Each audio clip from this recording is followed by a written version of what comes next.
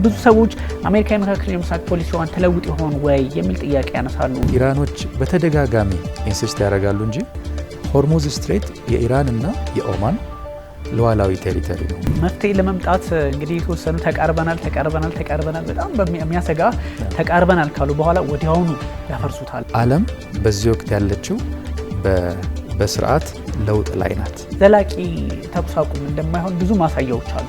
ለአሜሪካ የሚያዋጣ ነገርን ያለምንም ይሉኝታ ያደርጉታል። የእስራኤሉ ጠቅላይ ሚኒስትር ቤንያሚን ኔታንያሁ እኔ የእስራኤል ጠቅላይ ሚኒስትር ሆኜ እስከቀጠልኩኝ ድረስ ኢራን የኒውክሌር ጦር መሳሪያ ሊኖራት ፈጽሞ አይችልም። የአሜሪካ የመካከለኛው ምስራቅ ስትራቴጂ ከሴኩሪቲ አንጻር እስራኤልን አንከር ስቴት አርጋ ሁል ጊዜ ወታደራዊ የበላይነት የሚኖራት ስቴት አርጋ ማስቀመጥ። አሜሪካ ፖለቲካ በመካከለኛው ምስራቅ ስትራቴጂው ይቀየራል ማለት አይደለም። ከተቀየረም ደግሞ በእርግጥም የሽንፈት አይነት ነው ሊሆንባቸው የሚችለው። ጤና ይስጥልኝ ተመልካቾቻችን፣ የተለያዩ ሀሳቦችን በጥልቀት የሚዳሰው ኤንቢሲ ዓለም አቀፍ ተጀምሯል። ዛሬም እንደወትሮው የፖለቲካል ሳይንስ መምህሩና የዓለም አቀፍ ግንኙነት ተመራማሪው ትእዛዙ መሐመድ እኛ ጋር ይገኛሉ። ተመልካቾች የተለያዩ ሀሳቦችን እናነሳለን። በተለይም የመካከለኛው ምስራቅ ፖለቲካ አሁንም ስጋቱ ከፍ ዝቅ እያለ ባለበት ሁኔታ ላይ በስፋት እንነጋገራለን። እንኳን ደህና መጣ ትእዛዙ። እንኳን ደህና ቆይ። ሁሉ ሰላም እግዚአብሔር ይመስገን።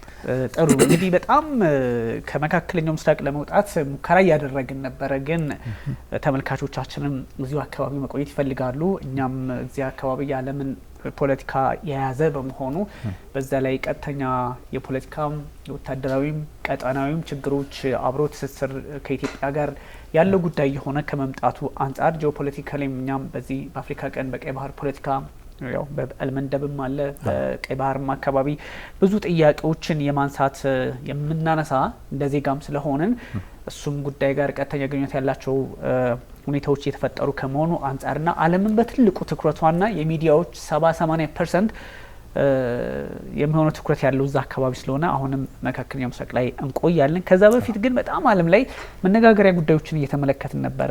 ቻይናው ፕሬዚዳንት ሺ ጂንፒንግ ሰሜን ኮሪያ ሄደው ሲመለሱ ያደረጓቸው ንግግሮች፣ አሜሪካ ፖለቲካ ውስጥ ያሉ አንዳንድ መከፋፈሎች፣ በሰው ልጅ እንግዲህ ፍጡር በሰው ልጅ ታሪክ የመጀመሪያው 1.1 ትሪሊየነር በመሆን ኤለን መስክ የስፔስ ኤክሱ ድሮም ቁጥር 1 ቱጃር ነበረ።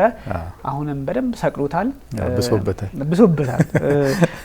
እሱም በጣም መነጋገሪያ ከሆኑ ጉዳዮች መካከል ናቸው። ፕሬዚዳንት ቭላዲሚር ፑቲንም ብቻችንን ሆነን ምዕራቡን ዓለም እየተፋለምን ያለን ኃይሎች ነን በሚል አንድ ሀሳብ ሰጥተዋል። በእርግጥም ደግሞ የዓለም ዋንጫም እንደዚሁ መጀመር በጣም ዓለም በዚህ ሁሉ በመዝናኛውም በጦርነቱም በፖለቲካውም በብዙ ነገር እንትን ያለች ናት። ብዙ ክስተቶች አሉ። ከሮብ እስከ ቅዳሜ ባለው እንኳን ብዙ ነገሮች አዳዲስ ናቸው። ግን የመካከለኛው ምስራቅ ፖለቲካ ደግሞ ሰፊውን ቦታ ይዛል የሚለውን እንደው ተመልካቾቻችን አንደርስታንድ እንዲያደርጉት ነው። ትኩረታችንም ረስተኑ ሳይሆን ሌላውን ይሄኛው ደግሞ በጣም ክብደቱ እየጨመረ በመምጣቱ እንደሆነ ለማንሳት ነው። ምናልባት በዚህ ጉዳይ ላይ የምትለው ነገር ካለ? አይ ተመሳሳይ ነው። አንስታቸዋል ሌተስት ጉዳዮችንና ተመሳሳይ ነው የሚያሳይ። ጥሩ። ምንም እንትን ዲቴል መረጃ በመስጠት ያቁታል ተመልካቾቻችንም። ያው እንደው ነገሮቹን ሚድል ኢስት ላይ የምናተኩርበት ምክንያት አንዱን ካንዱ ከማበላል ሳይሆን ካለው ፕሮክሲሚቲ አንጻር እንደሆነ በተደጋጋሚ የምንሰራውን አጽንኦት ለመስጠት ነው። እንግዲህ ፕሬዚዳንት ዶናልድ ትራምፕ በጣም ብዙ አቋም በሚለዋውጡበት የመካከለኛው ምስራቅ ፖለቲካ ላይ ብዙ ነገሮች ይነሳሉ። በዋነኝነት እንግዲህ ትራምፕ አሁን ያሉበት ሁኔታ ግፊትም አለባቸው ተብሎ ይታሰባል። ግን አንዳንድ ሁኔታዎችን ስንመለከት የድርድር ሁኔታዎችን ተመልክተን ነበረ። ስለ ድርድር ሲነሱ ደግሞ አንዳንድ ጉዳዮች የመጠናቀቃቸው ነገር የተረጋገጠ ሲባል ከዛ ደግሞ አንዳንድ አብረው ሊሄዱ የማይችሉ ነገሮች እንመለከታለንና እነሱ ምንድናቸው የሚለውን እናነሳለን። እንግዲህ አሜሪካና ኢራን ያሉበት ጦርነት በጣም በዓለም ፖለቲካ ላይ የዓለም ፖለቲካ ቅርጹ ምን ላይ ነው የሚለውንም ለማንሳት በጣም ያስፈልጋልና ዓለም ምን አይነት የፖለቲካ ሁኔታ ላይ ነው ያለችው የሚለውን እንደው ጠቅላላ ነገሩን ከዚህ ተስማሙም አልተስማሙም ከሚለውም አንጻር በዚህ ልክ ነው ያለችው ዓለም ለነገሮች መፍትሄ የማትሰጥ ዓለም። የመንግስታቱ ድርጅትም መግለጫ ሁኔታዎችን እያየ ትራምፕ ይቀየማሉ ወይስ ደግሞ እንደዚህ ከኢራን በኩል ያሉ አይነት የሆነ በጣም አስቸጋሪ የሆነ ከመግለጫ ያልተሻገሩ ነገሮች እንመለከታለንና ዓለም ምን ላይ ናት ያለችው የሚለውን ብናነሳው ምን ላይ ናት ማለት ይቻላል? ይሄ ድርድርም የቀረበም ይመስል ፕላስ ደግሞ ለጦርነትም እንደዚሁ የቀረበ የሚመስል ነገር ነው ያለውና ዓለም ምን አይነት የፖለቲካ ሂደት ላይ ናት የሚለውን ብናነሳው። በጣም ጥሩ አመሰግናለሁ እንግዲህ እድሉን ስለሰጠኝ። ዛሬም እንግዲህ ዓለም በተደጋጋሚ ብለናል ትራንዚሽን ላይ ናት። ነገሮች እየተቀየሩ የዓለም ስርዓት ዓለም አቀፋዊ ስርዓት እየተቀየረ በዛ ሂደት ላይ ያለ ነው። እንግዲህ የኢራን የእስራኤልና የአሜሪካ ጦርነት እንደ አንድ ማኒፌስቴሽን ልንጠቀምበት እንችላለን። ከቀዝቃዛው የዓለም ጦርነት በኋላ የተለያዩ የጦርነት ኢንጌጅመንቶች ሲኖሩ በአሜሪካ ብዙም ቻሌንጅ አይገጥማትም ነበር። አሜሪካ ያሰበቻቸውን የጦርነት ኦብጀክቲቮች ታሳካ ነበር። ቀዝቃዛው የዓለም ጦርነት ያከተመው እንግዲህ በ1990ዎቹ በፈረንጆች አቆጣጠር ነው እና ያኔ ሳዳም ሁሴን ኩዌትን ሲወሩ ወታደራዊ እርምጃ ተወስዷል። ብዙም ችግር አላጋጠማቸውም። ቶሎ ነው ያሳኩት። የባልካን አካባቢም ደግሞ ምስራቅ አውሮፓ ውስጥም ከዚህ ከኮሶቮና ከቦስኒያ ጋር ኔቶንም ጨምረው እርምጃ ወስደው ኢንጌጅ እያደረጉ ነበረ። ከ2000ዎቹ ጀምሮ ደግሞ ስታየው ሴፕቴምበር 11 የሚባለው አሜሪካን በዋናነት የፕሪኤምፕቲቭ ስትራይክ እየወሰደች ሚሊታሪ ኦብጀክቲቮቿን ስታሳካ ነበር። አረብ ስፕሪንግ ደግሞ የሚባል ሌላ ሲዝን አለ ከ2010 ከ2011 በኋላ በአውሮፓውያን አቆጣጠር የመጣ አለ። ከዛ በኋላ ግን አሁን ዓለም በቃ ትራንዚሽን ላይ ናት። አሜሪካ ብቻ ከፖስት ኮልድ ዋር በኋላ የነበረው ዩኒፖላር ወርልድ ኦርደር ወደ መልታይፖላር የመቀየር ትራንዚሽን ወቅት ላይ ነን እና አሁን ኢራን ላይ የምናየው ነገር ልክ ኢራቅ ውስጥ እንደተደረገው ሌሎች ሀገሮች ውስጥ እንደተደረገው የኢራኑ ያለመሳካቱ አንዱ ምክንያት አሜሪካ ብቻ እየወሰነች የምትሄድበት ነገር ከቻይናም ሌላ ፍላጎት እንዳለ ከራሻም ሌላ ፍላጎት እንዳለ እና የዛ ማኒፌስቴሽን ብለን ልንወስደው እንችላለን። ዓለም በዚህ ወቅት ያለችው በስርዓት ለውጥ ላይ ናት።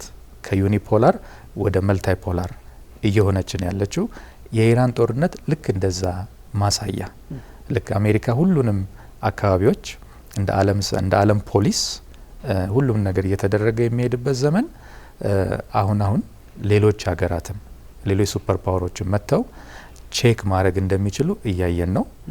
ኢራን እንግዲህ እስራኤልን ዩናይትድ ስቴትስን ከ3 ወር በላይ እየተጎዱም ከቀጠሉ የሆነ ኃይል አለ ማለት ነው። አሜሪካን ባላንስ ሊያደርግ እየሞከረ ያለ ኃይል አለ። የነ ቻይና የነ ራሻ ኃይል አለ። ዓለም አሁን ያለችበት ጊዜ የዛ ለውጥ ከዩኒፖላር ወደ መልታይፖላር የመሆን የለውጥ ትራንዚሽን ላይ ስለሆነ ነው። ኢራን ዛሬ በእርግጥ እኔ ኦልሞስት 100% አልደረሰልኝም እንጂ ዛሬ እኔ ደስተኛ ነኝ። ከትናንት ወዲያ ጀምረን የሰላም ስምምነት ባለፈው ሮብ ዕለት ዶናልድ ትራምፕ 2-3 ቀን ጠብቁን ትልቅ ስምምነት ይኖራል ያሉትን እንመን ወይ ብለን ግራ ገብቶን ነበር። አሁን 98-99% ወደ ማመን ደርሰናል። የኢራኑ ውጭ ጉዳይ ሚኒስቴር፣ የአሜሪካ ፕሬዚዳንት፣ ሌሎችም አካላት በቃ ኦልሞስት ወደ ስምምነት ጫፍ ላይ እየደረሱ ነው። ምናልባት ከ1-2-3 ቀን በኋላ ጄኔቫ ስዊዘርላንድ ምናልባት በርቀትም ቢሆን ወይም የተወሰኑ ተወካዮች መጥተው ሊፈረምና ሆርሙዝ ሊከፈት ብሎኬዱ ሊነሳ ምናልባት የሊባኖስን ጦርነት ሊቆም የሚል ነገር አዲስ ተስፋ ሰምተናል። በጣም እግዚአብሔር ይመስገን ትልቅ ደስ የሚል ዜና ነው። ሆርሙዝ ከተከፈተ ያ 20% የዓለም ነዳጅ ወደ ዓለም ማርኬት መቅረብ ከጀመረ ፈጥሮት የነበረውን ጫና ይቀንስልናል። አውሮፓ ውስጥ፣ አፍሪካ ውስጥ፣ ኤዥያ ውስጥ ያለውን የኑሮ ጫና ትንሽ ረገብ ሊያደርግልን ይችላል። ይሄ በጣም ጥሩ ዜና ነው። ግን 100% ያልሆነው ለምንድን ነው? ኢራኖችም አሜሪካኖችም ይሄ ስምምነት የደቡብ ሊባኖስ ጦርነትንም ያካትታል ሲሉ፣ ከእስራኤል ወገን ግን ይሄ ነገር አያካትትም፣ እኛን አይመለከተንም፣ ከሊባኖስ መንግስት ጋር ዋሽንግተን የምናደርገው ድርድር አለ እንጂ በዚህ በኢራንና በአሜሪካ ድርድር እኛ የለንበትም የሚል ነገር ስላለ ትንሽ ፐርሰንቱን ቀነስ አድርጎብናል እንጂ በመካከለኛው ምስራቅ ያሉ ሀገራት ከነሱ ጋር ምክክር ተካሂዶ አሜሪካም ሌሎችም አካላት የሚመለከታቸው አካላት ተመካክረው ጫፍ እየደረሱ ይመስላል እና እንዲህ አይነት ጥሩ ጊዜ ላይ ደርሰናል። ያነሳውን ጥያቄ ለመመለስ ግን የኢራን ጉዳይ የሚያሳየን ነገር ዓለም የስርዓት ለውጥ ላይ እንዳለች መሆኑን እሱን ነው የምንረዳው። ቢኒ ትክክል ነው።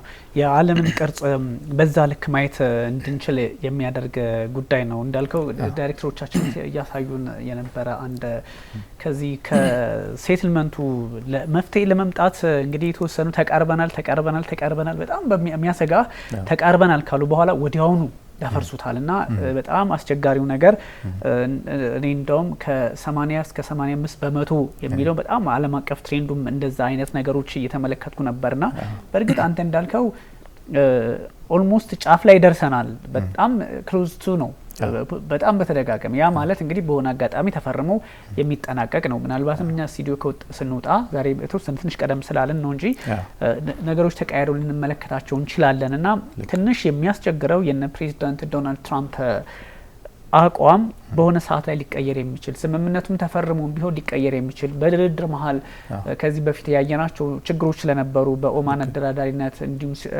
ስዊዘርላንድ በነበረውም እሱን ስንመለከት ችግሮች ነበሩና እሱ ወዲያውኑ ይታጠፋል። እንዲያውም ከ80 እስከ 85 በመቶ የአግሪመንት እድል ሊኖር እንደሚችል ይነገራል። በእርግጥ ተንታኞች በየራሳቸው መንገድ የሚያስቀምጡት ነው። አንደርስታንድ የገባቸውን ነው የሚያስቀምጡት። በጣም ተስፈኞች ደግሞ አንተ ባስቀመጥከው ልክ ከ90 በመቶ በላይ ያደረጉታል ጨርሶ ተስማምተዋል የሚሉም አሉ የፕሬዝዳንት ዶናልድ ትራምፕን ቶን ወስደው። ይሄ ግን አስቸጋሪ የሚያደርገው ዘላቂ ተኩስ አቁም እንደማይሆን ብዙ ማሳያዎች አሉት። አንደኛው ይሄ ኤምኦዩ ነው፣ የመግባቢያ ሰነድ ነው። ስለዚህ እንግዲህ በ60 ቀናት ወይም በሁለት ወራት ውስጥ ደግሞ የዩራኒየምን ጉዳይ ያነሳሉ። ዩራኒየም ማስወገድ የሚለው ነገር በ60 ቀናት ውስጥ ውይይት ይደረግበታል። ከዛ ደግሞ ማዕቀቦች የመነሳት እድላቸው ምንድነው የሚለው በሁለት ወር ውስጥ የሚታይ ነውና በዋነኝነት እነዚህ ነገሮች ሴት ላይ ያደርጉ ይችላሉ። እንግዲህ ይሄኛው በኢራን ፖለቲከኞች በተወሰነ መጠን አልተቃረብንም የሚሉም እኮ ነበሩ። ከዛ ማታ ለፕሬስ ቲቪ ጋዜጣ መግለጫ ሰጡ። ሰይድ አባስ አራግቺ ተቃርበናል ወደሚል ሀሳብ ገቡ። ግን ደግሞ ክሪቲካል ነገሮች አሉ። አንደኛው እንግዲህ ይሄ የስትሬት ኦፍ ሆርሙዝ ኤንድ የማዕቀብ የማንሳቱ ጉዳይ የ60 ቀናቱ አግሪመንት የኒውክሌር ኤነሪችመንቱ ወይም ደግሞ የዩራኒየሙን ፕሮግራሙን በምን መንገድ እናስቀጥለዋለን በሚለው ጉዳይ ላይ ነው። በዋነኝነት ደግሞ ይሄ ጉዳይ ዩራኒየም እንደምታውቀው የኢራን ፖለቲከኞች እሺ ቢሉ እንኳን በሌላ መንገድ ደግሞ የአይአርጂሲ ሰዎች በዋነኛ ኢራን መደራደሪያዋን አሳልፋ ሰጣለች ወይ የሚለውም ጥያቄ ሊነሳበት ይችላል። ግን እንዳልከው ትንሽ እንደው ፎይታ ሊሰጥ የሚችል የተጠጋገነ አይነት የፖለቲካ ስምምነት ሊኖር ይችላል። ግን ደግሞ ውስጡን አስቸጋሪ ነገሮች አሉ። የእስራኤሉ ጠቅላይ ሚኒስትር ቤንያሚን ኔታንያሁ እኔ የእስራኤል ጠቅላይ ሚኒስትር ሆኜ እስከቀጠልኩኝ ድረስ ኢራን የኒውክሌር ጦር መሳሪያ ሊኖራት ፈጽሞ አይችልም። እስካሁንም የሆነው እኔ ስላልነበርኩ ነው ይችኛዋን የአቶም ፎር ፒስ ምናምን እየተባለ ይዘዋት የመጡትም ከዛ በፊት የነበረው ጊዜ ሌሎች ጠቅላይ ሚኒስትሮች ስለነበሩ በእነሱ የሄደ ካልሆነ በስተቀር እኔ ጠቅላይ ሚኒስትር ሆኜ ኢራን መቼም ቢሆን የኒውክሌር ጦር መሳሪያ አትታጠቅም በሚል ትናንት መግለጫ ሰጥተዋልና ይሄኛው ትልቅ እንቅፋት ነው በእስራኤል በኩልም ያለው። እስራኤልን ያላማከለ ድርድር ሊደረግ ቢችልም ደግሞ መልሶ የሚፈርስ ነው። እስራኤል ብቻዋን ልትቆም ይችላል ቢሆን አሜሪካ ከዚህ በኋላ ራስ ተውጭ ብትላትም ትራምፕ ሲሉት እንደነበረው ኔታንያሁ ግን ይህን ካሉ ደግሞ በዛ ልክ ሊቀጥሉ ይችላሉ። ከዛ ውጭ ደግሞ በኢራን በኩልም ያለው ቁልፍ ጥያቄ ዩራኒየሙን አሳልፈው ሰጡም ዴሞሊሽን ማረጉት ምንም ማረጉት ግን ደግሞ የሊባኖስን ጉዳይም ክሪቲካል ጥያቄ ያነሳሉ። ስለዚህ ሁለቱ ችግሮች አሉት አሁን እስራኤል ውስጥ ነው። አንደኛ ዩራኒየሙን ጉዳይ ኔታንያሁ እንደዚህ ካሉ ነው ያለው ከዚህ በኋላ አትታጠቃት ኦፍ ኮርስ ታጥቃለች እያለን አይደለም። ተመልካቾቻችን አንደርስታንድ ያደርጋሉ። ፈጽሞ ሊኖራት አይችልም ብለዋል። ከዛም ሲቀጥል ደግሞ እዚሁ እስራኤል ላይ የሚያጠነጥን የሊባኖስን ጉዳይ ኢራን ታነሷለች። ሁለቱ ነጥቦች እንኳን አስቸጋሪ ነው። በዛ ላይ በመቶ ምናምን ቢሊየን የተያዘባትን ሀብት የመልቀቅና ያለመልቀቅም ጉዳይ እንደዚሁ ይነሳልና ትንሽ ውስብስብ ነገሮችን ልንመለከት እንችላለን የሚለው ብዙ ሰዎች እንትን እያሉት ይገኛል። ትዛዙ ምናልባት የመካከለኛው ምስራቅ ጉዳይ ይሄ ነገር መፍትሄ ተሰጠውም አልተሰጠውም በዚህ እንዲሄድ መለስ እያለ ቀጠለም አልቀጠለም ወይም ደግሞ ዓለም እፎይታ የምታገኝበት ሰላም ሊፈጠር የሚችልም ከሆነ እሰየው ያስብላል። ግን በጣም ለመካከለኛው ምስራቅ ከፍተኛ የቤት ስራ ሰጥቶ የሚሄድ ነው። ምክንያቱም መካከለኛው ምስራቅ ላይ እነዚህ የባህረ ሰላጤው ሀገራት የምንላቸው ገልፎቹ ከዚህ በኋላ ኢራን ጋር የመስራት እድላቸው እየጠበበ ከዚህ በፊትም ያላቸውን ግንኙነት የምታውቀው ነውና አዳዲስ የቤት ስራ እያመጣ ነው። ስትራቴጂካሊ ለውጦችም እንደሚያስፈልጉ እንትን እየተባለ ነው የሚገኘውና ምናልባት አዲስ የቤት ስራ ሊፈጠር ይችል ይሆን ወይ?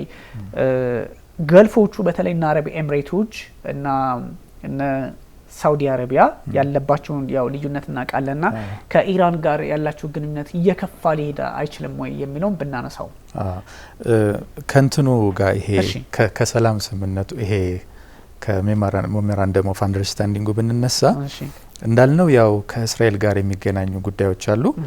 አንተ እንዳልከኝ የእስራኤሉ ጠቅላይ ሚኒስትር ቤንያሚን ኔታንያሁ እኔ ጠቅላይ ሚኒስትር ሆኜ ኢራን የኒውክሌር ጦር መሳሪያ አትታጠቅም የሚለው ነገር እንዴት እንመን ነው እንጂ ጉዳዩ ኢራኖች እኮ ሁል ጊዜ የጦር መሳሪያ አንፈልግም የሚሉት ለሰላማዊ አላማ ዩራኒየም ኢንሪችድ አድርገን ለኢነርጂ እንጠቀምና ነዳጁንና ጋዙን ደግሞ ለዓለም ገበያ አቅርበን ኢኮኖሚያችንን እንደጉማለን የሚል አቋም ነው ያላቸው።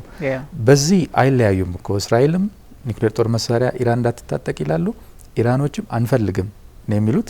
እስከ 60% ለምን ኢንሪች ያደረጉት ከተባለ ይሄ ባለፈው ሮብለት ያነሳ ነው JCPOA እሱ ስለተሰረዘ በቃ ለደህንነታችን በሚል ወደዛ እንደገፉት ነው የሚታየውና ኢራኖቹም አይፈልጉም። እንደኔ ያረዳድ የሚነግሩን ነገር እውነት እስከሆነ ድረስ እነሱም አይፈልጉም። ይሄ ኢንሪችድ የተደረገው ዩራኒየምም አሳልፈው ለሌላ ሀገር መስጠት የሚለውም አሁን ግልጽ እየሆነ የመጣው ለሌላ ሀገር አሳልፈው መስጠት ሳይሆን በጣም ወደ 60% የደረሰውን ዝቅ ማድረግ ይሄ ዳይሉት ማድረግ የሚሉት ነገር አለ። ይሄ በጣም እነዚህ ሴንትሪፊዩጅስ እየተሽከረከሩ ዩራኒየሙን እያበለጸጉት የነበረውን ከሌላ የዩራኒየም አይነት ጋር እየቀላቀሉ ግሬዱን ዝቅ ማድረግ ይቻላል፣ ዳይሉት ማድረግ ይቻላል። ወደ ዌፐንስ ግሬድ እንዳይጠጋ ለሰላማዊ እንዲሆን ያደርጋሉ። ወደዛ እናደርገዋለን ዊዝን ኢራን ዳይሉት እናደርገዋለን እንጂ ብዙ ገንዘብ ያወጣንበትን ለዋላዊነታችን እንደዋዛ አሳልፈን አንሰጥም እያሉ ነው ኢራኖቹም። እና እስራኤልም ኢራን ጦር መሳሪያ መታጠቅ የለባትም ኢራኖችም ይላሉ አንፈልግም፣ እንደዛ ነው የሚሉት። ሌላው የገልፍ ሀገራት እና የኢራን የወደፊት እጣ ፈንታን በሚመለከት የተከሰተው ኢንሲደንት አስተማሪ ነው የሚሆነው። ወደፊት የሚቀያየሩ ነገሮች እንደሚኖሩ ያሳያል። ለምሳሌ ከዚህም በፊት ተወያይተናል። በዚህ በሆርሙዝ ስትሬት ማሳለፍ ብቻ እድሉ ያ ብቻ ከሆነ እነ ኩዌት እነ ባህሬን እንግዲህ ነዳጅ መሸጥ አልቻሉም፣ ተቸግረዋል። ከዛ ስህተት እንደሚማሩ ተስፋ ይደረጋል። ሌሎች አማራጮችን ወይ በፓይፕላይን ወይ በሌላ መስመር ወደ ማድረግ ውስጥ ሊሄዱ ይችላሉ። አንድ አማራጭ። ሁለተኛ አማራጭ ኢራኖች በተደጋጋሚ ኢንሲስት ያደርጋሉ እንጂ ሆርሙዝ ስትሬት የኢራንና የኦማን ሉዓላዊ ቴሪቶሪ ነው፣ ሌሎቻችሁን አይመለከትም። ለኩት ከፈለጋችሁ በኖቲካል ማይልስ የኢራን የተወሰነ ይሆናል፣ የተወሰነው የኦማን ይሆናል፣ ተባብረን እንኖር ነው የሚሉት። እንግዲህ ገልፎቹ አስቸጋሪ ሁኔታ ውስጥ እንዳይገቡ ይሄን ሆርሙዝ ስትሬትን ለፖለቲካ አላማ ወደፊት መጠቀሚያ እንዳይሆን ስምምነት የመፈለግ ጋራንቲ የመፈለግ ጥያቄ ሊያነሱ ይችላሉ። ወደ ፓይፕላይን መሄድ አንድ አማራጭ፣ ወይ ሆርሙዝ ስትሬት ዳግመኛ ለፖለቲካ አላማ መጠቀሚያ እንዳይሆን ጋራንቲ ወደ መፈለግም ሊሄዱ ይችላሉ። ብቻ ይሄ ለውጥ ማምጣቱ አይቀሬ ነው ወደፊት። እነዚህ ኢራንና የገልፍ ሀገራት ግን ምንድነው እንደዚህ ጉዳያቸው እንደዚህ ያካረራቸው የሚለውን ትንሽ ከስር መሰረቱ እኔው ከተባለ አንደኛው እንግዲህ የአረቦችና የፐርሺያንስ የማንነት ልዩነት አለ። እንግዲህ አረብ የሚባለው ፕሪዶሚናንትሊ የሚኖርበት ሌሎች ህዝቦችን ቢኖሩ ፕሪዶሚናንትሊ ከሞሮኮ ጀምረ ከሰሜን አፍሪካ ኢራቅ ላይ ያበቃል። ኢራን ደግሞ ፐርሺያንስ ናቸው፣ ሌላ ህዝቦች ናቸው። እና የአይደንቲቲ ልዩነት አለ፣ የሲቪላይዜሽናል ልዩነት አለ። አንዱ ታሪካዊ መነሻ እሱን አድርገ መውሰድ እንችላለን። ሌላ የፖለቲካል ችግር ውስጥ እየከተታቸው ያለው በፊት ያነሳ ነው። ይሄ በሺያና በሱኒ መካከል ያለ የሃይማኖት የልዩነት የሚለው ልዩነት ሁለቱም ሙስሊም ናቸው። በተሳሳተ እንትን እንዳይረዱ ሙስሊም ናቸው። የሃይማኖት አባቶች ይህን ጉዳይ በደንብ ቢያብራሩት ያምራል። ራይቫል ለመሆን እድል ፈጥሯል፣ አሉታዊ እድል ፈጥሯል ለማለት ነው እንጂ ልክ ነው። ሁለቱም ቁርአንን የሚከተሉ ሙስሊሞች ናቸው። ፕሮፌት መሐመድ ካረፉ በኋላ እሳቸውን የሚተካው ካሊፍ የመጀመሪያው እስላማዊ መሪ ካሊፍ አሊ መሆን አለበት? የእሳቸው ያጎታቸው ልጅ አሊ መሆን አለበት ወይስ የእሳቸው አብሯቸው ብዙ ትግል ያሳለፉት ባልደረባቸው አቡበከር ነው መሆን ያለባቸው? ያ ነው ችግሩ። ሱኒዎች አቡበከር መሆን አለበት፣ ሺያዎች ደግሞ አሊ መሆን አለበት የሚል ነው መነሻው እንጂ ቦዝ ኦፍ ዜም አር ሙስሊምስ ቁርአንን የሚከተሉ እንደዛ ያቺም አለች። እንደው ነገሮችን ለማስፋት ለፖለቲከኞችም ይጠቅማል። ዓለምም እዚህ ላይ የሆነ እሳት ለመጨመር ይገለገልበታልና በጣም በትልቁ ሳውዲና በተለይ ደግሞ ኢራን ለልዩነት ተጠቅመውበታል የሚለው ነው እንጂኛ እውነት ነው ፎከስም አናረግም። የሃይማኖት አባቶች ነው ይሄን መግለጽ ያለባቸውና ያቺ አለች። የሃይማኖት እንደ ሰበብ ሊጠቀሙበት ይችላሉ በኢራንና በገልፎች መካከል። በኋላ ላይ ግን እንግዲህ እነዚህ የገልፍ ሀገራት ነጻ ሲወጡ ከብሪቲሽ ፕሮቴክቶሬት ነጻ ሲወጡ በ1970ዎቹ አንተም ብለህ ነበር ከዚህ በፊት የቴሪቶሪ ክሌምም አለ። እነዚህ የደሴቶች ጉዳይ አለ ከዩኤኢ ጋር፣ ከባህሬንም እንደዚህ ያለ እሱም ቁርሾ አለ። ከዚህ ጥሩ ዳይሬክተሮቻችን ያሳዩን ነው። እነዚህ ሶስት ደሴቶች አይደል? እነዚህ ጋር ቱኑብ፣ ሌሰር ቱኑብ እና አቡ ሙሳ የሚባሉ እነዚህ ሶስት ደሴቶች አሉ ዩኤኢ እና ኢራንን የሚያነታርካቸው እሱም አለ። በኋላ ላይ እንግዲህ የተከሰተው ደግሞ ይሄ እስላማዊ አብዮቱ የ79ኙ ኢራኖችና ገልፎችን ያጣላቸው በይፋ አያቶላ ሆሜኒ የመጀመሪያው እዚህ ገልፍ ሀገራት ያሉት ሞናርኪዎቹን እንዲወድሙ እንዲጠፉ ይፈልጋሉ። በቃ ቴዎክራሲ ያልነውን ኢስላሚክ በሸሪያ የሚተዳደሩ ኢስላሚክ አይነት መንግስታት እንዲሆኑ የመፈለግ ነገር አለ። እዛ ያሉ የሳውዲ፣ የዩኤኢ፣ የባህሬን፣ የኩዌት የምናምን ሞናርኪዎቹን ያስደነግጣል። ይሄም ችግር ውስጥ ከቷቸዋል። ለዛ ነው ጂሲሲንም ያቋቋሙት የገልፍ ካውንስልን ያቋቋሙት እሱ አለ። እንደ ሂስቶሪካሊ ስናየው በኋላ ላይ ደግሞ ይሄ ወደ መጨረሻው ላይ የሆርሙዝ መዘጋት ከጦርነቱ በኋላ በመካከላቸውም ባለፈው ሮብ እንዳልነው ኦማንና ኳታር ትንሽ ዲፕሎማሲው እንዲሰራ መፈለግ፣ ዩኤኢ ትንሽ ጠንከር ብሎ ሪያክት እንዲደረግ፣ ሳውዲ ሁለቱንም ነገር ዲፕሎማሲውም ሰልፍ ዲፌንስም ላይ እንደዚህ አይነት ነገር ነው። እንደውም ተኳኩሳለች። ተኳኩሰዋል። እና በኢራኖቹና በገልፍ ሀገራት መካከል ሂስቶሪካሊ እንዲህ አይነት መነሻዎች አሉ ላለመግባባታቸው። ወደፊት እንግዲህ ሆርሙዝን ስለዘጋች ኢራን ነዳጃቸውን እያስወጡ ገበያቸውን ለማግኘት የሚቸገሩ ከሆነ ወደፊት የቤት ስራ አለባቸው። ነዳጃቸውን የሚሸጡበት ሌላ አማራጭ መፈለግ፣ እንዲህ አይነት ማድረግ ግዴታቸው ነው። ያው በፊትም ብለናል፣ ብልህ ሰው እንቁላሉን ሁሉ በአንድ ቅርጫት አያስቀምጥም። ያ ቅርጫት የወደቀ ቀን ሁሉንም ስለምታጡ አይደል ሌሎች አማራጮችንም የመፈለግ ነገር ሊኖር ይችላል። ወደፊት እንዲህ አይነት ነገር እናያለን። ቢኒ ትክክል ነው። ጥሩ ታሪካዊ ነገር ነው ያነሳው። እንደው የአረብ ኤምሬቶችና የኢራን ልዩነት የ1970 ላይ እንግዲህ ከነጻ ከወጣች በኋላ ወይም ደግሞ ከተመሰረተች በኋላ አረብ ኤምሬቶች 60ዎቹ ላይ በእኛ ከዛም በኋላ ስምምነት ነበራቸው ኢራን ጋር። እነዚህ ግሬተር ኤንድ ሌሰር ቱኑብ የሚባሉት ወይም ታላቋና ታላቅና ታናሽ ተብለው የሚጠሩት እና አቡ ሙሳ በሚባሉት ላይ ስምምነቶች ነበሩ ደሴቶች ላይ። እና ኢራን ትንሽ ያው በጉልበትም በምንም አይነት ነገር ከስምምነቱ ውጭ ሄዳ ይዛብናለች የሚል እነ አቡ ዳቢ ጥያቄ ያነሳሉ በተደጋጋሚ። እና እሱን በዋነኝነት የሉዓላዊነት ጥያቄ አድርገው በማንሳት እነ መሐመድ ቢን ዛይድ ዜድ ብዙ ጊዜ ጥያቄ ያነሱበታል። ና ይሄኛው ደግሞ ሲቀሰቀስ እንዲያውም የኢራን ፖለቲከኞች አሜሪካ አግሬሲቭሊ ጥቃቱን ስትጀምር በእነዚህ አካባቢዎች ላይ አንዳንድ ደሴቶችን ወስዳለሁ ብለው የሚያስቡ አገራት ካሉ ተሳስተዋል፣ ዋጋቸውን ከጥጉ ነው የሚያገኙት የሚል ሀሳብ ነበረ ሲሰጡ የነበሩት። አረብ ኤሚሬቶችም በእርግጥም ፍላጎቶች እንደነበሯት ያሳያል። እና የሁለቱ ልዩነት ይሄ እንግዲህ እኛ ጎረቤቶችና እኛ ያለንበት አንዳንድ ይገባኛል ጥያቄዎች አሉ አይደለ? ልክ እንደዛ አድርገ መውሰድ የምንችልበት አይነት ነው።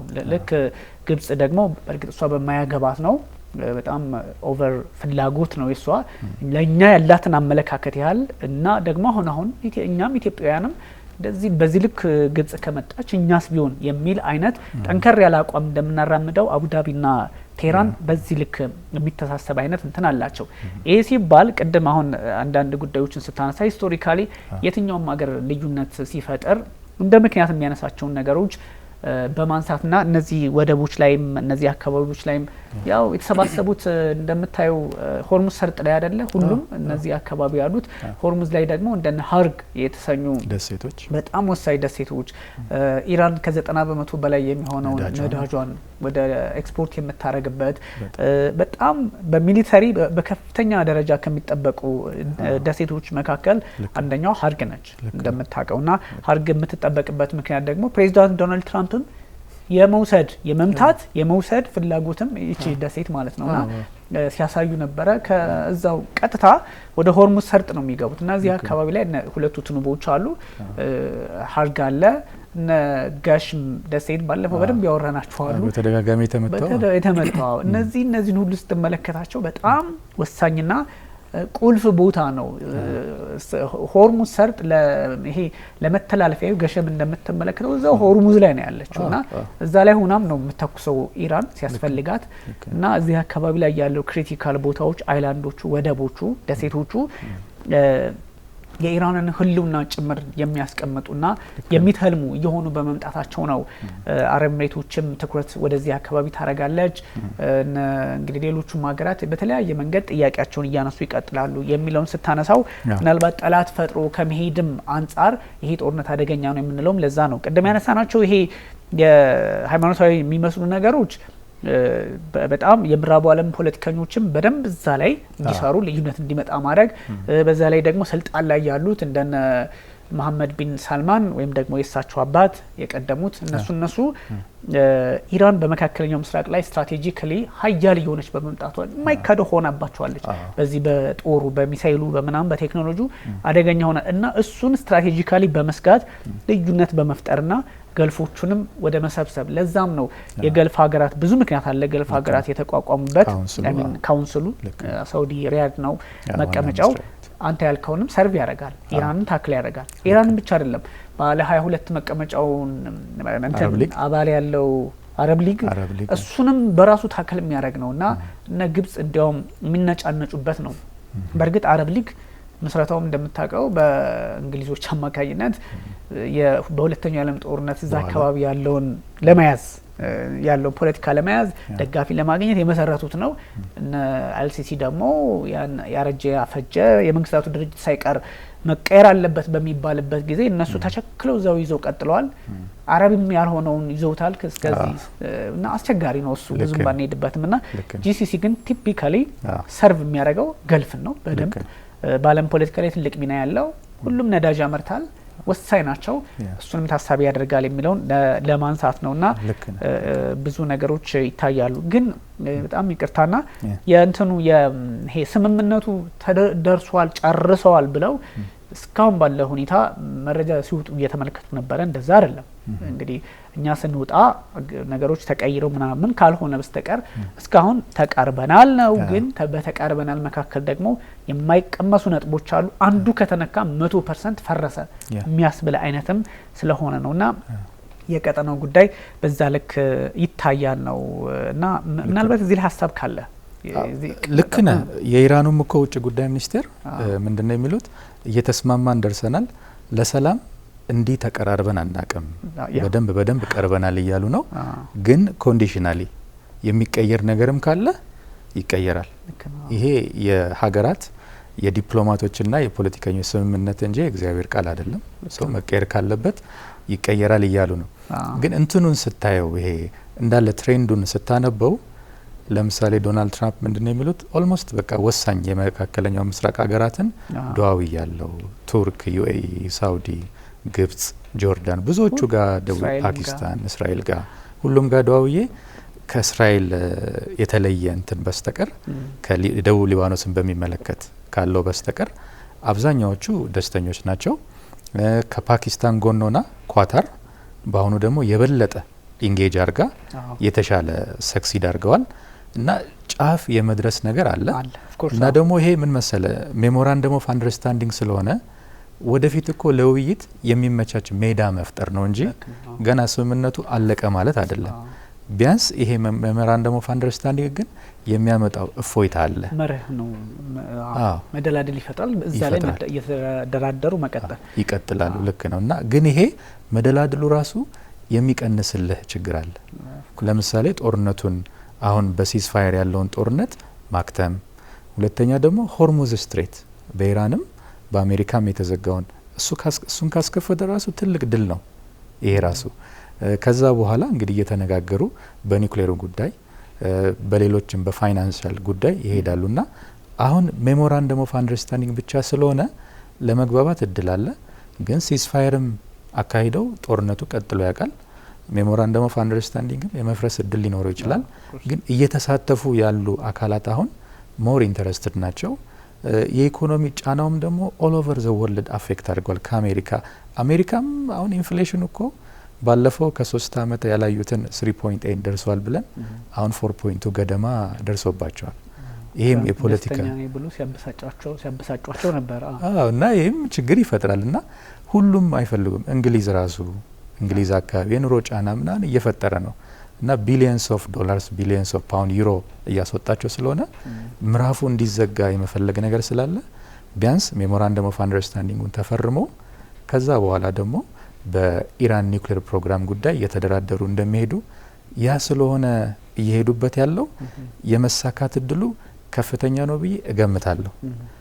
ይሄ ግምት እንደው እንዲሳካ እመኛለሁ። ግን እርግጠኛ ሆነ እስካልተፈረመ ድረስ እውን ሆኗል ማለታችን ከተፈረመም በኋላ ያለ መሳካት እድል አለው። አክተሮቹ ቃላቸውን እስካላከበሩ ድረስ ችግሮች አሉ።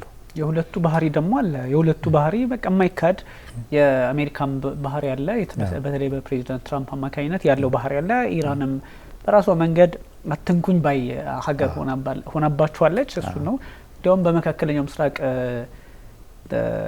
ከዚህ በኋላ ቡሊ ነው የሚሏት አይደለ ትራምፕ፣ ያው ረባሽ ወይም ደግሞ በቃ ለአሜሪካ ያልገበረች አስቸጋሪ ሀገር ከዚህ በኋላ የለች ምናም ሲሉ ነበር። በእርግጥ እንዳለች ነው ያረጋገጠችው።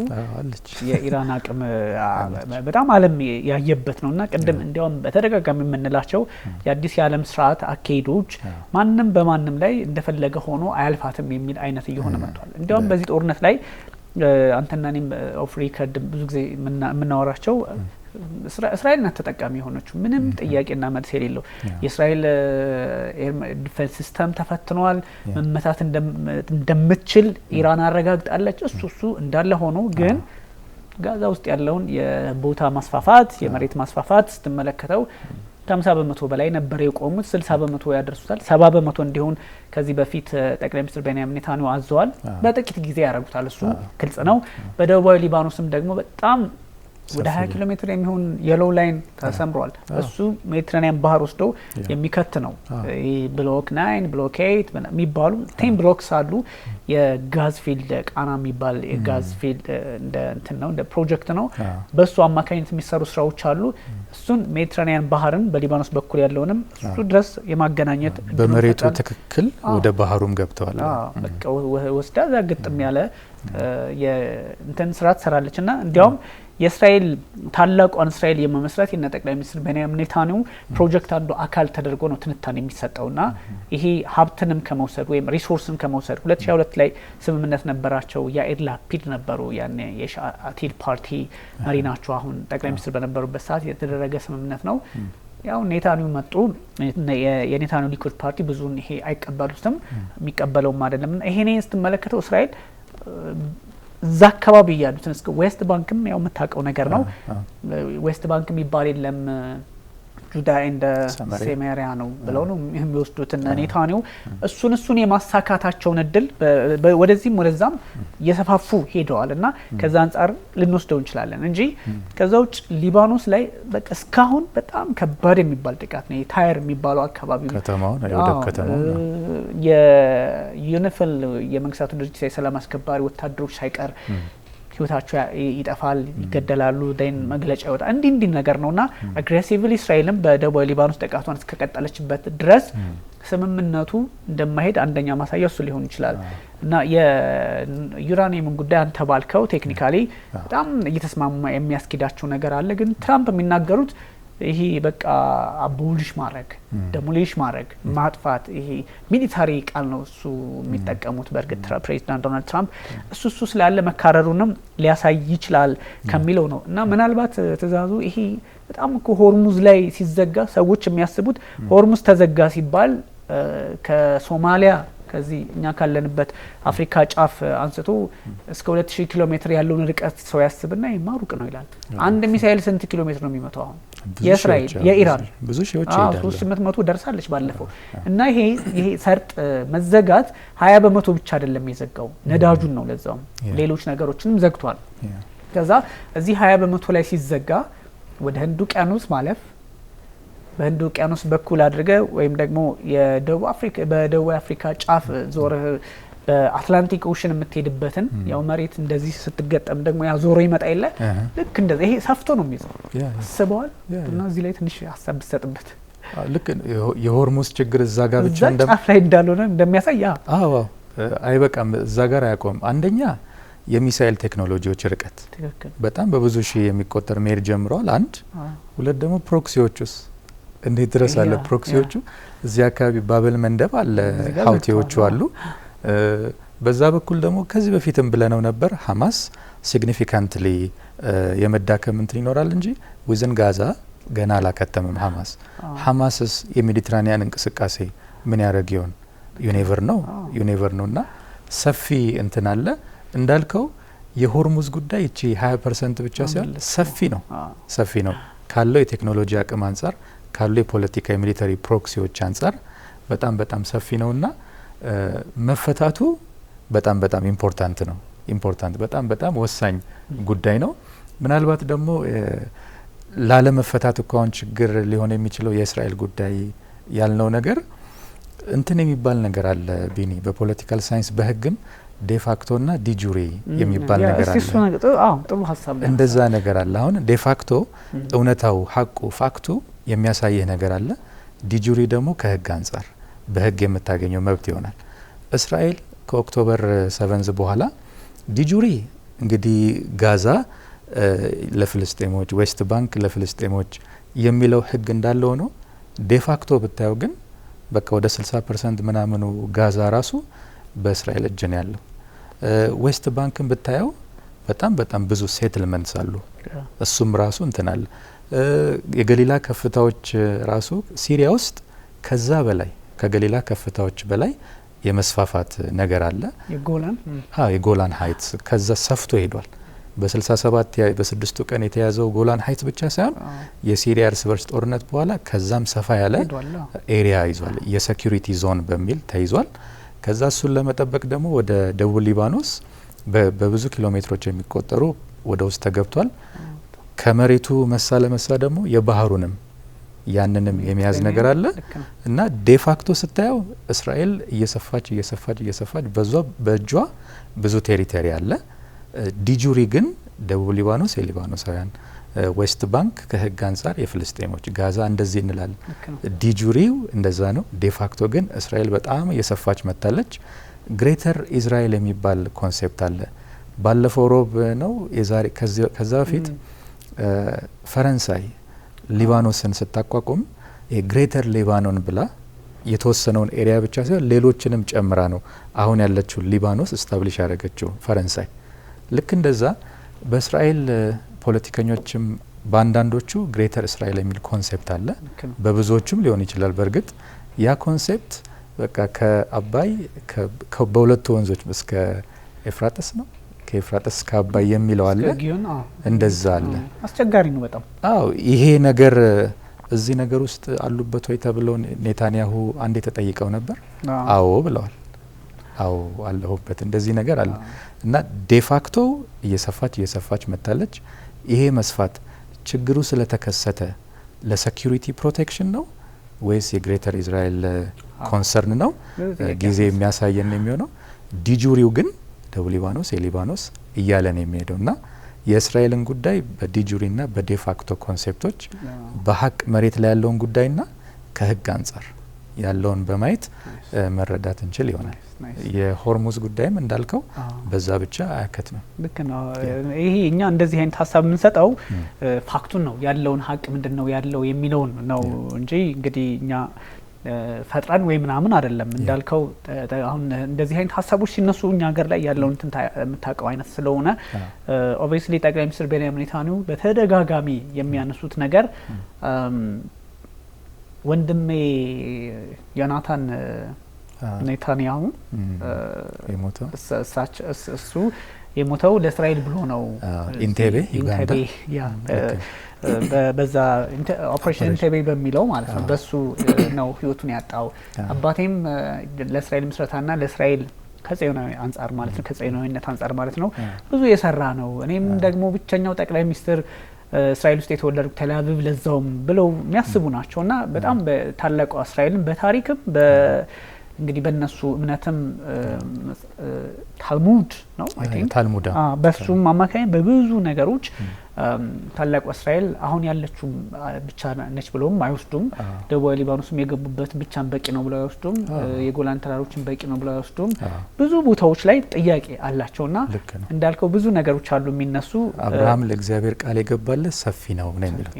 ልክ ነው። እንደዚህ አይነት ኮዝ ያለው ደግሞ በእንደዚህ አይነት መንገድ ያለ ደግሞ ብቻውንም ቢሆን አደጋ ሊፈጥር እንደሚችል ሳይታለም የተፈታ ነው የሚለውን አጽንኦት ለመስጠት ነው። ይሄ ፋክቱ ነው። ይሄ ማንም በነገራችን ላይ ትእዛዙ እንደዚህ አሁን በእስራኤል በኩል ያሉ ፖለቲከኞች እንደዚህ አይነት ሀሳቦችን ስታነሳ ዋስ ዩ ፋክት ምንድነው ምናምን ብለው ይጠይቁሃል። ግን እንዲህ ስላሉ ምናምን ስትላቸው ኦኬ ካሉ ይለዋል። እና አንዳንድ ጊዜ እንደዚህ አይነት ነገሮች አንዳንዱ ደግሞ ጭፍን ብሎ ይሄ ከመሬት ተነስተ ያወራው ነው ብሎ የሚተቻ አለና እንደዚህ አይነት ነገሮች ዞሮ ያለው ፋክት ሀቁ ይሄ ነው የሚወራው እና የሚነገረን በተለያዩ ሚዲያዎች የምንሰማውና አንዳንድ የተጻፉ ነገሮችም ይሄን ስለሚያሳዩ ቦልድሊ ማንሳት እንደዚህ አይነት ነገሮችን ፌርም ስለሆነ ነው። እና ይሄ የሊባኖስ ጉዳይ ግን በጣም አስቸጋሪ ነው። ከዚህ ቀደም በመካከለኛው ምስራቅ ፖለቲካ ላይ ይሄ የሆርሙዝ ሰርጥ መዘጋት ሆርሙዝን ተከትሎ በአልመንደብ ከዛ ስዊዞቹ ምናምን እየተዘጋ መሄድ በደቡብ አፍሪካ ጫፍ እንኳን መንቀሳቀስ የማይቻልበት ደረጃ ላይ ተደርሷል የሚሉ ነገሮችም እንዳለ ሆኖ ብዙ ይሄ ካርታ በነገራችን ላይ የእስራኤል እና የሊባኖስን በጣም ጉዳዮች የሚያስነሳ ነውና እስራኤልና ሊባኖስ አንደኛ በዚህ በሴትልመንት አማካኝነት ያለውን ሰጣገባቸውን ከ49 ጀምሮ ያለውን ይሄ ራሳቸው በመንግስት ደረጃም እንደዚሁም ደግሞ ሄዝቦላ ከመጣ በኋላም ከ82 በኋላ ያለውንም ይሄ ተራራ ላይ በጣም እስራኤል ያሰመረቻቸው መስመሮች ናቸው እነዚህ በአብዛኛውና ወዴት ልትሄድ ነው ሀገር የሚል ጥያቄም ሲነሳ ነበረ። እስራኤል የሰፈረችበትን ቦታ አደገኛ ነው። የፍልስጤምን እንኳን አንድ አድርገህ እንዳታስብ ነው የሚያደርግ። እዚህ ጋር ጋዛ አለ፣ እዚህ ጋር ዌስት ባንክ አለ፣ እሷ በመሀል አለች። በጣም ከባድ ነው እና እዛ አካባቢ ላይ ያለው ነገር ይሄኛው ራሱ መስመሮቹ በጣም ክሪቲካሊ እዚች ቦታ እንዳገባት ይሄኛውን ግቡ ግን ከመጣችሁ ዋጋውን ታገኛለ ምናምን የሚሉ በጣም አደገኛ መስመሮች ናቸውና ትንሽ የመስፋፋቱ ነገር እጅግ አስቸጋሪ ነው። በተለይም ይሄ ጋዝ ፊልዶቹ ላይ ትኩረት ያደረገ እንደሆነ ይነገራልና ይሄ ብዙ ነገሮች አሉ። ለዚህም ነው ተኩስ አቁሙ ተደረገም አልተደረገም ሜሞራንደም ኦፍ አንደርስታንዲንግ ተፈረመም አልተፈረመም ትንሽ አስቸጋሪ። ይሄ ታሪካዊ ተራራም ላይ ያለው ሰጣ ገባ እስራኤል ከዚህ ቦታ ማንንም አይነካኝም አልወጣም ብላለች። ታሪካዊ ቦታ ነው። እዚህ አካባቢ እንደምታውቀው 900 ዓመት ምናምን ያስቆጠረ ተራራ ቅርስም ያለበት ነው። ሄት አለ እዛ ላይ እሱም አለ። ግን የሊባኖስ መንግስት ደግሞ ስራ የሰራው ነው ይላል ግን ሉዓላዊነቱንም አላስከበረም። አት ዘ ሴም ታይም የመካከለኛው ምስራቅ ፖለቲካ እሱን ነው የሚያስመለክተው ለማለት ነውና ፋክቱ ይሄ ነው። የትራምፕ አቋም ግን እንደው ከምን የመጣ ነው የሚሉ ብዙ ሰዎች ያነሳሉ። በጣም ለምሳሌ እንደዚህ የሚባለው መጀመሪያ ላይ ኢራን ላይ ጦርነት ሲከፍቱ ኦፕሬሽን ኤፒክ ፊውሪ ብለው ተነሱ። በቃ እሱ ሙሉ ጦርነት ነው፣ መንግስትን አፍርሶ መውጣት ነው። አንደኛው እሱ ነው። ሁለተኛ ደግሞ አጠበቡት። በቃ አልተቻለም። ስለዚህ ከሱ ወጡና በቃ የኢራን ጉዳይ እንግዲህ አልሆነም አይነት ወደ ሆርሙዝ ገቡ። ፕሮጀክት ፍሪደም ብለው ጀመሩ። አልተሳካም። ከዛ ደግሞ አሁን ሰልፍ ዲፌንስ አሉ፣ ራስን መከላከል። ነገ ምንድን ነው ጥለውት ሊወጡ ይችላሉ ነው እና ትሬንዱ ስትመለከተው እንደዛ ነው። ሙሉ ጦርነት በኤፒክ ፊውሪ አማካኝነት፣ ከዛ ደግሞ ይሄ ነገር አላዋጣንም እናጥበው፣ ሆርሙዝ ይከፈት፣ ፍሪደም ፕሮጀክት ምናምን ብለው ተነሱ። ከዛ ደግሞ ራሳችንን እንጠብቅ፣ ሰልፍ ዲፌንስ። ከዛ ምንድን ነው የሚለው እንሽሽ ነው ወይስ ደግሞ እንቀጥል? ሌላ ጥያቄ ሊያስነሳ ይችላል። የትራምፕ አቋም ይሄ ሁሉ በአንድ ጦርነት ላይ ይሄ ሁሉ አቋም ታይቶም አይታወቅ ነው እና በአሜሪካን ታሪክ ወይ ታሸንፋለች ወይ ትሸነፋለች ነው የምናውቀው። ብዙ ታሪኳ ላይ ሁለት ነው፣ ወይ ትሸነፋለች ወይ ብዙ ጊዜ በፕሮክሲም በምንም ስታሸንፍ እንመለከታታለን። ና ምንድነው ከምን የመጣ ነው ትራምፕ አሜሪካ እንዲህ አይነት ፖሊሲ እንደሌላት ብንረዳም? እንግዲህ ዶናልድ ትራምፕ እሳቸው የተለየ ባህሪ ያላቸው መሪ ናቸው ነው የሚባሉት። ከዚህ በፊት አንተም ደጋግመው ብዙ አናሊስቶች ያነሱታል። እሳቸው ትራንዛክሽናሊስት ናቸው ነው የሚባለው። ለአሜሪካ የሚያዋጣ ነገርን ያለምንም ይሉኝታ ያደርጉታል። አሜሪካን የማይጠቅም ከሆነ ደግሞ ወዳጁን እንግሊዝሁን ኔቶሁን አይሰሙሁን ዞር ሊሉብ ይችላሉ። እና ሁለቱም ላይ አሳይተውናል ደግሞ ልክ አሳይተውናል። እና ለምንድን ነው እንደዚህ ባህሪያቸው የሚቀያየር የሚለውን ነገር በሁለት ከፍለን ብናየው ቢኒ፣ አንደኛ ዲፕሎማት የሀገር መሪ ዳይናሚክ መሆን አለበት አመለካከቱ። የሆነ ፍላጎትን ይዘህ ትደራደራለህ። ካልተሳካ የተለያዩ አማራጮችን እየሄድክ ትቀጥላለህ። ከተሳካ ግን ሀሳብን ደግሞ ማስተካከል አለብህ። መሪ ዳይናሚክ ማይንድ ሴት ካሉ ነባራዊ ሁኔታ አንጻር ሀሳቡን እያስተካከለ መሄድ አለበት። መሪ ዶግማቲክ መሆን የለበትም። ፖለቲካ፣ ብሔራዊ ጥቅም ሃይማኖታዊ ነገር አይደለም፣ ዶግማቲክ አይደለም፣ ዳይናሚክ ነው። እና ፕሬዚዳንት ዶናልድ ትራምፕ የገቡበት ጉዳይ እየተሳካ ሲመስላቸው ሀሳባቸውን ቢቀይሩ፣ ካልተሳካ ደግሞ በኃይል ቢሄዱበት ኢንፖለቲክስ ያባት ነው። ይሄ ያለ ነገር ነው። አቋምን ከፍላጎት አንጻር እያስተካከልክ መሄድ ይጠበቅብሃል። ዳይናሚክ ማይንድ ሴት ያስፈልጋል። የፕሬዚዳንት ዶናልድ ትራምፕ ግን ከፖለቲከኞችም ትንሽ ባስ አለ። ዛሬ ሲቪላይዜሽን እናጠፋለን ብለው ዲክሌር አድርገው በኋላ ትቸዋለሁ ይለዋል። ኢሞሽን አለበት እንደዛ ነገር እና ኤፍ ወርድ መጠቀም ውስጥ ይገቡብሃል። በቃ ዛሬ ደግሞ ኢራንን ሀርድ እናወድማታለን ካሉ በኋላ አይ በቃ ትቸዋለሁ። የሆነ የማይጨበጥ ሲሆን ለአናሊስቶችም ቸገረ፣ ለተደራዳሪም አስቸጋሪ ሆኑ። አንድ ሁለት ነገር እንደው ባነሳ ጊዜ ማልፈጅ ከሆነ አሁን ቻይኒዞች በተለይ ለኢራን ኃላፊነት ወስደው የሰላም ድርድር ውስጥ እኮ ብዙ ጊዜ የማይገቡት የፕሬዚዳንት ዶናልድ ትራምፕ ባህሪ አልጨበጥ አላቸው። ቃል ኪዳን ገብተው በቃ ሰላም ነው ብለው ኃላፊነቱን ከወሰደ በኋላ የሆነ ጉዳት ቢደርስ የቻይናን ኢሜጅ ያበላሻል እና ዘለው መግባት አልፈለጉም። በጣም የሚቀያየር ባህሪ አልጨበጥ አሉ ፕሬዚዳንት። በዚህ ምክንያት ነው ቻይኒዞች ያን ያህል ኢንቮልቭ የማያደርጉት ትላል። ከዛ ደግሞ ዶናልድ ትራምፕ የአሁኑን ጉዳያቸውን ሊረዳቸው ይችላል እንጂ የነገ የሊደርሺፕ ስታይላቸውን እኮ ሊያበላሽ ይችላል። አልጨበጥ ካልክ አብሮ የሚሰራ አካላት በአንተ ላይ እምነት ካጣ ያንተንም ጥቅም ሊጎዳብህ ይችላል። በቃ እንትን ማለት ትንሽ ኮንሲስተንሲ ያስፈልጋል። የሆነ ፕሪንሲፕል እንደሆነ ያንተን ባህሪ ገልጸ ትንሽ መቀጠል ያስፈልጋል። ዛሬ እንዲህ ብለህ ነገ ወዲያው እንዲህ ስታደርግ አብሮ የሚሰራ የሚያምንህ አካል ካጣ የአሜሪካን ብሔራዊ ጥቅም የአሜሪካን ኢሜጅ ሊያበላሽብህ ይችላል። ትንሽ ባስ አለ ትራንዛክሽናሊስት መሆናቸው። አሜሪካ ፈርስት የሚለውን አቋም ያለምንም ይሉኝታ ቅድሚያ የሚሰጡት ስለሆኑ እሱ አለ። ደግሞ ፕሬዚዳንት ዶናልድ ትራምፕ ይሄ የፖለቲካ አካዳሚክስ ውስጥ ምናምን ያሉ የነበሩ ሰው አይደሉም። እንደነ ኦባማ እንደነ ሌሎች አይደሉም። እና የቢዝነስ ማይንድ ሴት ነው ያላቸው። የቢዝነስ አይከን ናቸው። መልቲ ቢሊዮነር ናቸው። ሰክሲድ አድርገዋል በቢዝነስ። የፖለቲካውን አካዳሚክሱን ግን ብዙም አይደለም። እና አንተ ፖለቲከኛ ሆነ ዲፕሎማት ሆነ አንደበትህን እየገራ ስታወራ ፖለቲካሊ ኮሬክት መሆን የሚባልን ነገር እነሱ ቅድሚያ አንሰጠውም ነው የሚሉት። ይሄ ፖለቲካል ኮሬክትነስ የሚባለውን ነገር ሳይሆን ቅድሚያ የምንሰጠው አሜሪካ ፈርስት ኢን ኤኒ ዌይ የአሜሪካን ብሔራዊ ጥቅም እናስከብራለን ዊ ሜክ አሜሪካ ግሬት አጌን ነው የሚሉት። ይሄ የፖለቲካ ማይንድ ሴታቸው ትራንዛክሽናሊስት መሆናቸው ነው አቋማቸውን በጣም እየቀያየሩ እንዲሄዱ ያደረጋቸው። በሶስተኛ እንደው እንደ መጨረሻ እንትን የምለው በተደጋጋሚ ነው የምረዳው አሜሪካ ዌል ስታብሊሽድ ሲስተም አለ። በቃ አሁን ላለችው አሜሪካ የሚያስፈልገው እንዲህ አይነት መሪ ሊሆን ይችላል። ልክ እንደ ኦባማ እንደ በተርቱ ካልማርጎ የሚመራ ሰው ሲያስፈልግ እነ ኦባማ ይመጣሉ። አግሬሲቭሊ አንፕሬዲክታብል እየሆነ የሚሄድ መሪ አሜሪካ ሲያስፈልጋት እነ ዶናልድ ትራምፕ ያመጣሉ። ይሄ ዲፕ ስቴት የሚባለው በቃ ዋናው ሀገር የሚመራው አሜሪካ በዚህ ወቅት ምን አይነት ሰው ያስፈልጋታል የሚለውን ወስኖ እድልም የሰጣቸው የእሳቸውም የፖለቲካ ሰብዕና ትራንዛክሽናሊስት መሆናቸው ይሄ ተደማምሮ ነው ዶናልድ ትራምፕን አንፕሬዲክታብል የሆኑ ሰው ያደረጋቸው። በጣም ትክክለኛ ሀሳብ ነው ይሄኛው።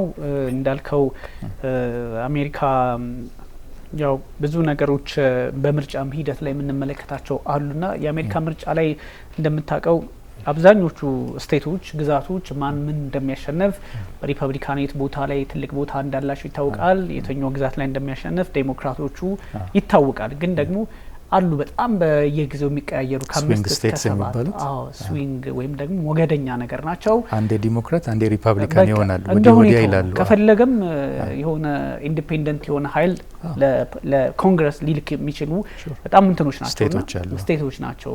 በዋነኝነት እነ ፔንሲልቫኒያ ምናምን የመሳሰሉት በተደጋጋሚ እዛ ውስጥ ያሉ ናቸውና የነዛን የድምጽ አሰጣጥ ሂደት ስትመለከት እዛ ቦታ ላይ አንድ ፕሬዚዳንት ሲያሸንፍ የአሜሪካ ዲፕሎማሲ እዚህ ቦታ ላይ አለ ብለህ ትወስዳለህ። ብዙ ጊዜ አሁን በእርግጥ የአሜሪካን የምርጫ ስርዓት ከጫፍ እስከ ጫፍ ስትመለከተው በጣም ዴብዝ ነው።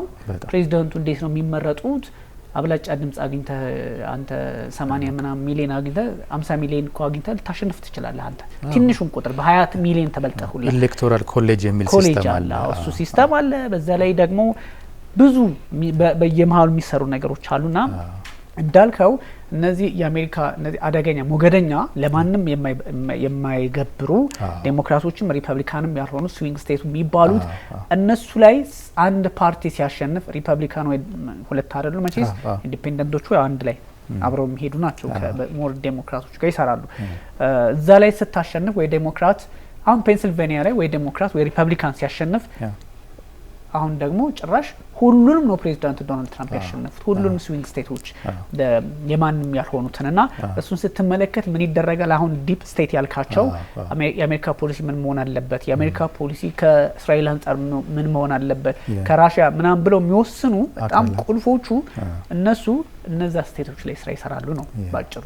ያ ማለት እነዛ ስቴቶች ላይ ስራ ሲሰራ ኦኬ ትራምፕ እንዲ ነው እንዴ፣ ኦኬ ባይደን እንዲ ነው እንዴ ብለው ነገሮችን የመቀየር ነው። ስለዚህ የአሜሪካ እንዳልከው በጣም እጅጉን መሰረት የያዘ የፕሬዚዳንት ዶናልድ ትራምፕ እዚህዛ መርገጥ የራሳቸው ባህሪ እንዳለ ሆኖ አሜሪካ እንዳልከው ይህን ነገር ፈልገውም ሊሆን ይችላል።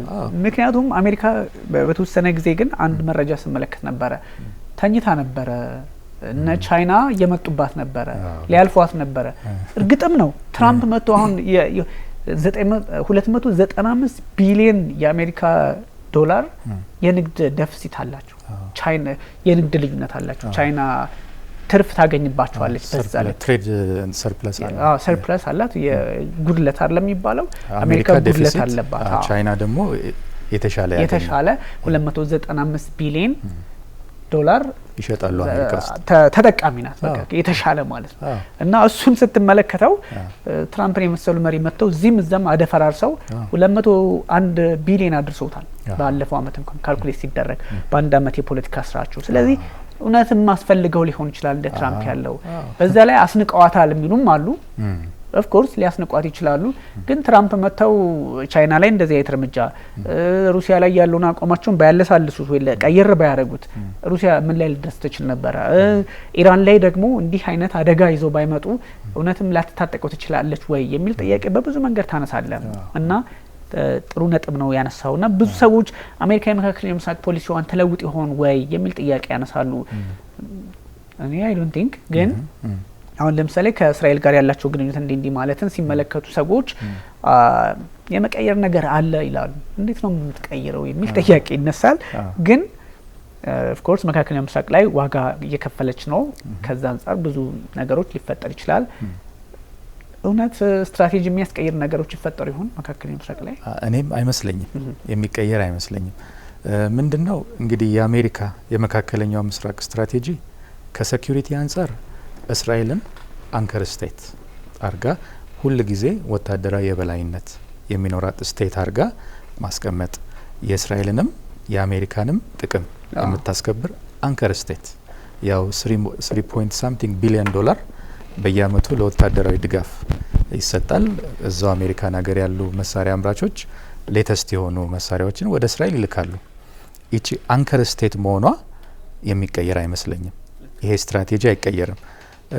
ሌላ ደግሞ የሚያደርጉት ስትራቴጂያቸው የሚከተሉት እነዚህ የገልፍ ሀገራትን እነ ባህሬንን፣ እነ ኩዌትን፣ እነ ጆርዳንን እንደ ቤዝ ይጠቀሙባቸዋል። በእርግጥ ይሄንንም ማስቀጠላቸው የሚቀር አይመስለኝም። ምናልባት ከኢራን የሚተኮሱ ድሮኖች፣ ሚሳይሎች ሞር ኢንተርሴፕት እየተደረጉ የመቀጠል ነገር ይኖራል እንጂ አሜሪካ ትልቅ ኢኮኖሚያዊና የሴኩሪቲ ፍላጎት አላት በሚድል ኢስት ውስጥ። ይሄን እንደዋዛ ትተው የሚሄዱ አይመስለኝም። ቅድም አሁን አንተ ያልከው አሜሪካ ትንሽ ተኝታለች እንትን የተባለው ነገር ምን መሰለ፣ ቻይና በጣም ፈጥና ስለሮጠች ነው። አሜሪካም እኮ እያደገች የነበረች ሀገር ናትና ያው ሁሉም ሰው እንደሚረዳን የአሜሪካ ኢኮኖሚ 20 ምናምን ትሪሊየን ዶላር ስለሆነ 28 እንደዛ ትሪሊየን ዶላር ነውና 0.2 ወይም 1% አደገ ማለት በጣም ትልቅ እድገት ነው። ሌላ መለስተኛ ሀገር 100% ከሚያድግ የአሜሪካ 0 something ይፈጥናል። ግን ቻይኒዞቹ ምንድነው እያደረጉ ያሉት? ከዚህም በፊት ብለነው ነበር፣ ይሄ ከቀዝቃዛው ዓለም ጦርነት በኋላ ኒዮ ሊበራል የሚባለው ፖለቲካል እሳቤ፣ ፖለቲካል ኢኮኖሚክ ሲስተም፣ ግሎባላይዜሽን የሚባለው ሲስተም አሜሪካ፣ አይኤምኤፍ፣ ወርልድ ባንክ ፍላጎታቸው ምንድነው? በቃ ነጻ ገበያ በአሜሪካ ውስጥ በምዕራብ አውሮፓ ይኖር፣ በመላው ዓለምም ላይ ነጻ ገበያ ይኖር ብለው ሲጠቀሙበት ነበር። ግን ቻይና ምን አደረገች? በግሎባላይዜሽን በኒዮሊበራል ማርኬት አክሰስ የምዕራብ አውሮፓን የሰሜን አሜሪካን ማርኬት ፔኔትሬት አደረጉት። ቻይኒዞቹ ፈጠኑ በጣም። በእርግጥ ቻይና ውስጥ ያሉ ካምፓኒዎቹ የአሜሪካ ኦንድም አሉ፣ በአሜሪካ ባለቤትነት የሚመሩም አሉ። አንዳንድ ሰዎች ምንድነው የሚሉት? ሱፐር ማርኬት ገብተህ አንድ 10-20 ፕሮዳክት ብታነሳ እንደው ሲግኒፊካንት አማውንት ሜድ ኢን ቻይና ሊሆን ይችላል።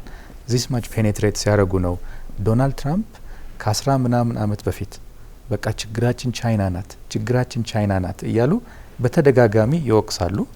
እና ለዛ ነው አሜሪካ ትንሽ እንትን መተኛት ምናምን ባንለውም ብቻ ቻይና ፈጠነች።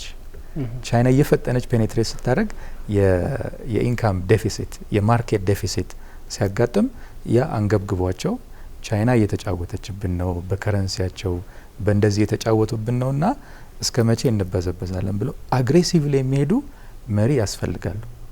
ማን ሆነው ተገኙ? ፕሬዚዳንት ዶናልድ ትራምፕ። እንዳልከው እያጠበቡትም መጡ። የሚያደርጉት ነገር እኮ አንዳንድ ጊዜ በዓለም ላይ የነዳጅ ገበያ የምናምን እየታመሰ ነው እንጂ ከቬንዙዌላ እኮ ማአት ነዳጅ እየወጣ ነው። በ10 ሚሊዮኖች የሚቆጠር በርሜል እየወጣ ነው።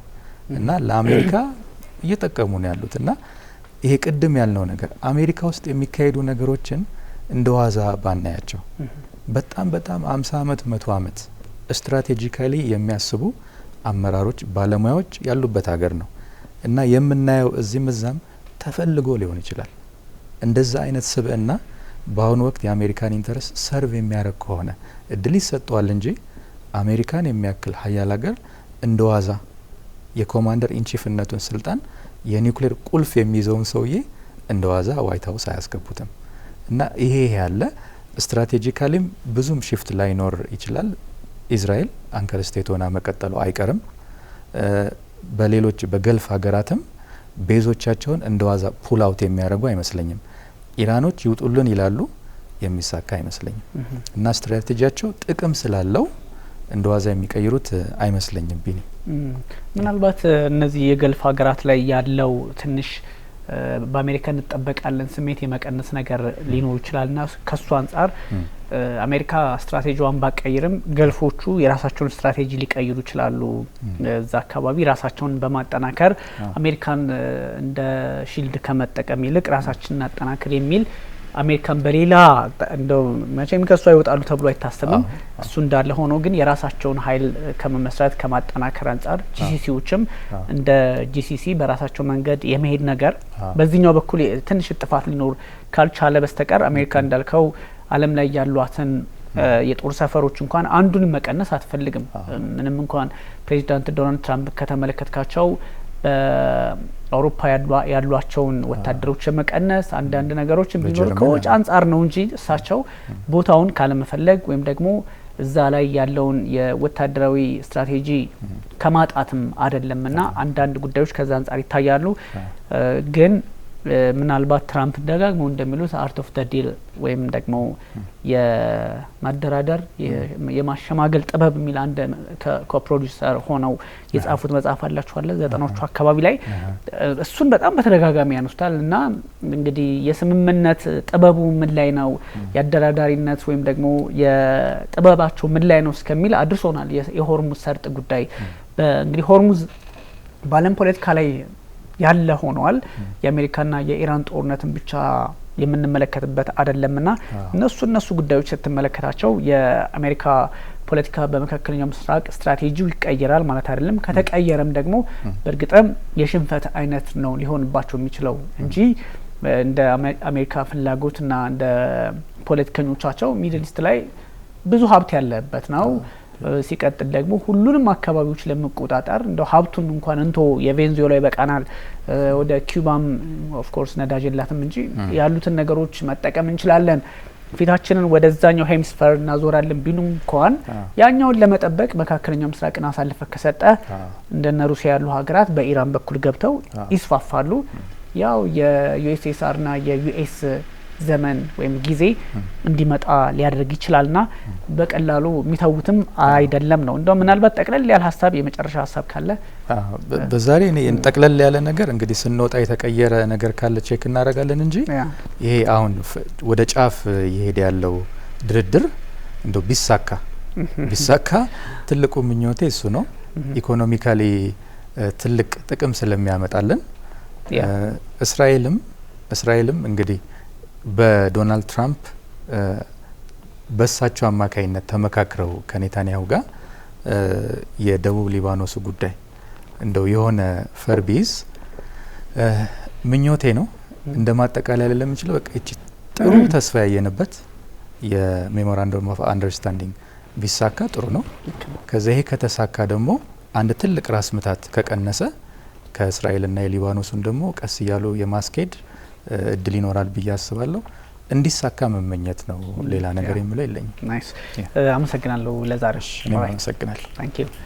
ውድ ተመልካቾቻችን ተከታተሉት የነበረው የኤንቢሲ ዓለም አቀፍና የመካከለኛው ምስራቅ ጉዳይን በተለይም ከሆርሙዝ ሰርጥና ከእስራኤል ፖለቲካ አንጻር እንደዚሁም ኢራንና አሜሪካ የገቡበት ውጥረት ምን ላይ ነው የሚለውን በስፋት ተመልክተነዋል። ድርድሩ እስከምን ሊዘልቅ ይችላል ወይም ደግሞ ፕሬዚዳንት ዶናልድ ትራምፕ በሚሰጡት ተስፋና በተለያዩ አጋጣሚዎች በጎ ውጤት ይኖረዋል ወይ የሚለውን በስፋት አንስተነዋል። ትእዛዙ መሐመድና ቢኒያም ካሴ አብናችሁ ቆይታ አድርገናል። ቸር ጊዜ ሁላችሁ